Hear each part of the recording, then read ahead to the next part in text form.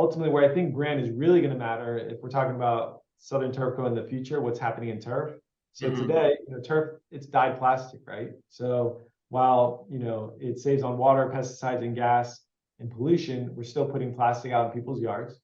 It's not a single-use plastic, so you're getting 15 years out of it. So obviously, it's not just a waste after a week or two. Yeah. But what turf is, evolving is now we're starting to have companies that can recycle the turf.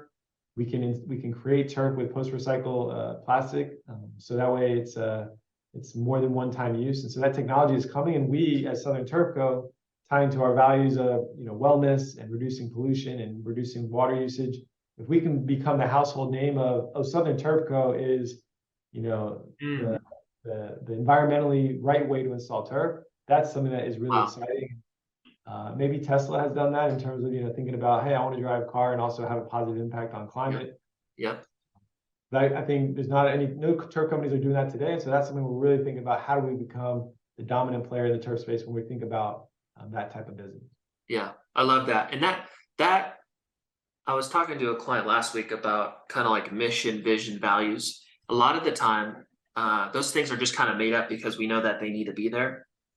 Right, the way that you're talking right now about the future and wanting Southern Turf to be known as the ABC company, that comes from like an emotional place. Like that's truly what you desire, not just because it sounds cool and it's a good way to like get more sales and recruit more, but it's like an authentic thing that moves you personally, right? Sure. Right. And one thing my partner came up with, and this is more internal. We don't talk a lot about it on the outside, but brand is also important to your team.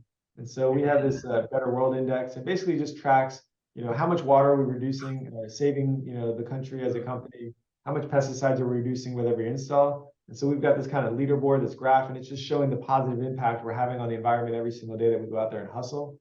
But again, I think brand just kind of it galvanizes customers and teams all together, knowing that, hey, what are we supporting? What are we behind? What kind of impact are we having in the community as well? And that's something I think we can do better and more of, and that's, getting involved in different, nonprofits and things like that, where how can turf have an impact on, getting maybe kids that don't have the same means and resources, how to get a field for them. So you got to get bigger, more profitable to be able to do more of those things. But invest some time up front. That's something that we're trying to do more of. Love it. So in terms of like when, your online brand, your online presence, right? I think, a few years ago, 75% of candidates are looking you up online, your company, they're Googling you, looking on LinkedIn at the owners, like these kind of things, right? I imagine because of COVID, it's at least 80+%. So when you search Southern Turf Co, right? It's amazing. I was really surprised too about even Yelp looking good. Like Yelp, I don't know much about Yelp, but I just know like Yelp is really hard to maintain even a 4+ star rating. And you guys were, I think, at like 5, right. I think it was 5, right? Yeah. And so, so when we look you up online, obviously the site's great, right? You got your social media pages up. You have tons of reviews. If I'm a candidate and I'm applying to roles or looking for new opportunities or considering to work with you, I'm like, hey, they take care of their customers, right? That's only a beneficial thing in the recruiting process. And then also if I'm a sales rep, especially a commission-based one that is making money based on my performance, and the company has no or crappy reviews, that's obviously going to make it harder for me to get through my income learning curve versus a company that has amazing reviews, because most clients are doing the same thing as candidates are in the recruiting process. They're searching, who is this company? And so how have you guys, and you alluded to it earlier, and this is kind of how ours got better, is, we incentivize both the internal team and then our clients at the right time in the, our kind of client experience process, whatever, to, the team knows when to ask for it, right? And how to like lay it up to the client, and the client is incentivized to pay attention to it as well.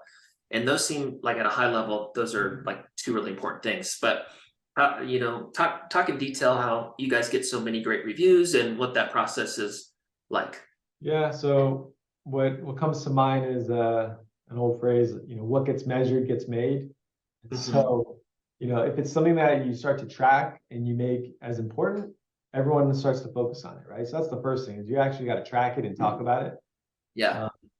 but then it's really a mindset. And while giving customers an incentive gift, it works, and paying salespeople an incentive for uh, getting reviews, paying them for that, it works. Yeah. But really understanding the mindset of when you manage a job, tell the customer, hey, my goal is to give you the best possible service. I appreciate you giving me, the opportunity to work on your home and install your turf. But at the end of this, I want you to be so happy that you're willing to write a review for me. Is that something you're willing to do? And it's almost like a pre-sale, but Yep. it's a reverse sell as well. It's like, hey, Mr. Homeowner, I'm going to work my butt off. This is my goal. This is what I'm doing. And then when you execute on it, then you have no problem asking for it. And you Yep. got to ask for it not just once, but usually 2 or 3 times. Yeah.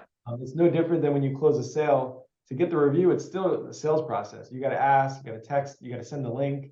Yeah. Sometimes we go as far as actually pre-writing what they can write, just to kind of reduce the obstacles, because people are busy. That's Yeah. a lot of people, they want to write a review, but they get scared. They don't know what to write. And so Yeah. just for some people, giving them what to write, they appreciate that and they'll do it. But it all starts from doing a great job, under promise and over delivering. Because if you don't do that, you're Yeah. not getting reviews, right? Yeah.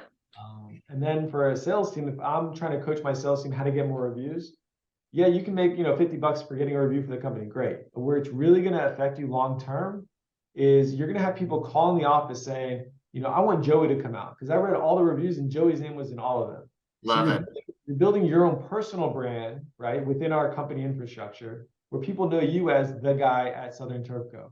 And so if you really Awesome. put things in the best interest of your people, so best interest of the customer, because hey, I'm going to work my butt off to give you the best possible job, and you're going to reward me with a review. Great. Yeah.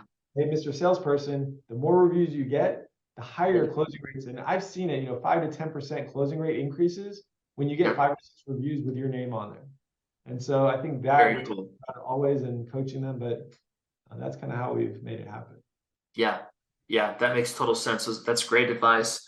The way that I kind of look at it internally too, is I tell our team, it's like, us having a good brand is going to be required for us to have a long-term business, right? We're all blessed by SRU and our jobs and how we make money and the job experience. But we have to continue to provide a great service and make people happy so they continue to like our company, because that online brand is going to, either positively or negatively impact our company long-term. And we all want this job long-term, right? And so I'm kind of in this place where if it's not, and I know it's not technically accurate, but from my perspective, if that's not like a top 3 priority for a company, you're not going to be around long term.